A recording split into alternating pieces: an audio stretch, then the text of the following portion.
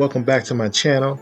And if you haven't already, definitely subscribe to the page, like the page, and it will help my algorithms if you left a message, if you like the video or you don't like the video.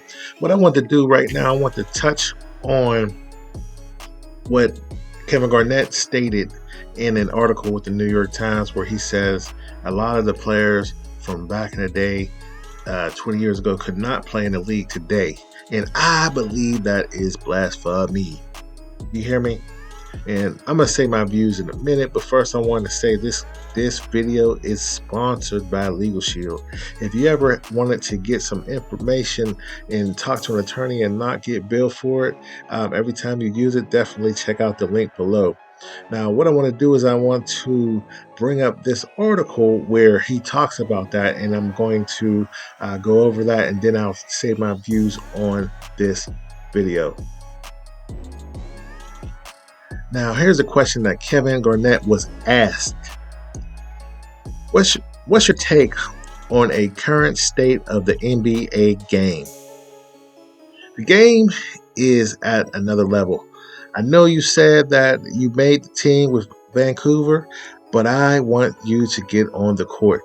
Sprint corners, the corner, stop on a dime, shoot a three. I want you to do that, about 10 of those. Then I want you to focus on how tired you are, because these players are doing this for 48 minutes. I don't think guys from 20 years ago could play in this game. 20 years ago, guys used to use their hands to control players. Now you can't use your hands. That makes defense damn near impossible. Can you imagine not hand checking Michael Jordan? Nah.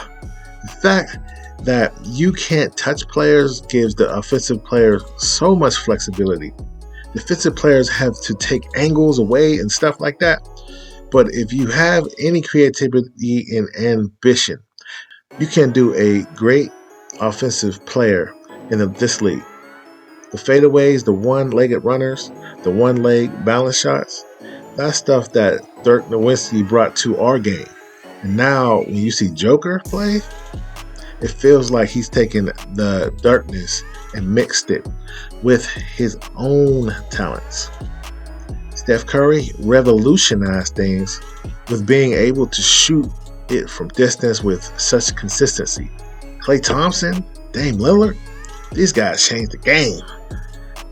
I don't know if even the guards from 20 or 30 years ago could play in this time right here. It's creative, it's competitive, it's saucy.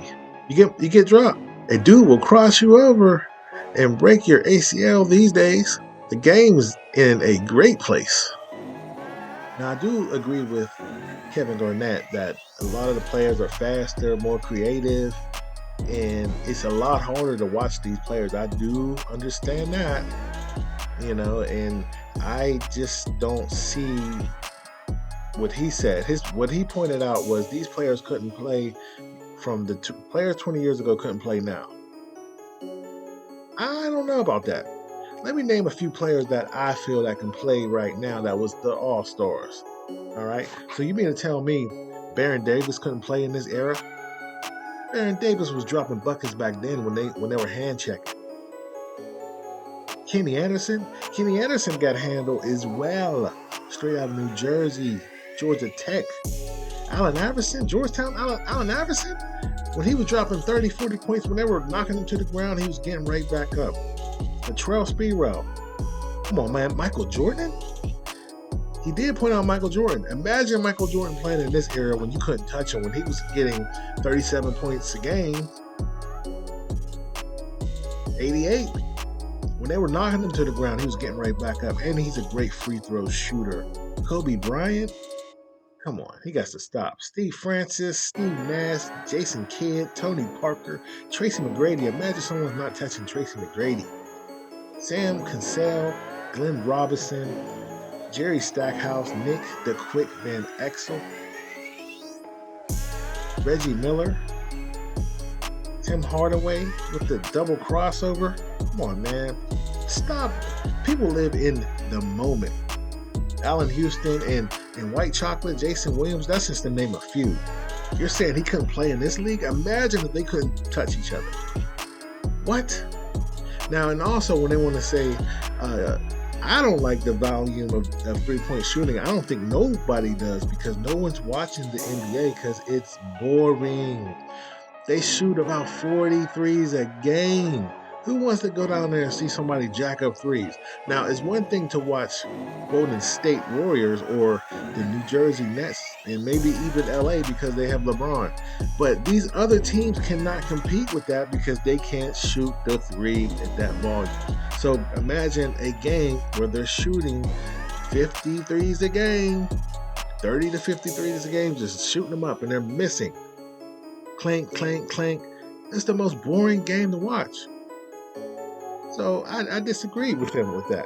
Yeah, they can shoot and they stretch their floor out and all that stuff. And, you got one of the best shooters in the league. But back in the day, what I loved about it is everybody played their position.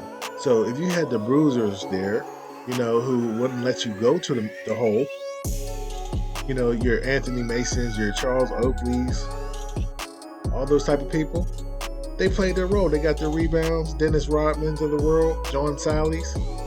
Then you had three-point shooters. You did have three-point shooters. They just didn't shoot on this volume because the game was more inside out then. Inside out meaning you give it to the inside on the block, on the 4 and the 5, with Shaquille O'Neal and Chris Webber. And then Chris Webber would stretch out the floor a little bit because he can hit that 15-footer. Then you had Tim Duncan. You had David Robinson and all those guys. And I could go even further. It's an inside-out game. It was always a big man's game. And to say that, and you had those guys like Vince Carter who would stretch the floor out. You couldn't watch him. And they were grabbing him. So that's what I'm like, I get what you're saying, but I don't think the game is better today. No one wants to watch the NBA right now. It's very boring. And once LeBron leaves, who's the next man up? They'll probably find somebody, but it just ain't the same. It's not the same. So, tell me what you think about this video. If you disagree with me, definitely I would like to hear what you got to say. But I know I'm right. So, and hit the like button, hit the share button, and I will see you in the next video.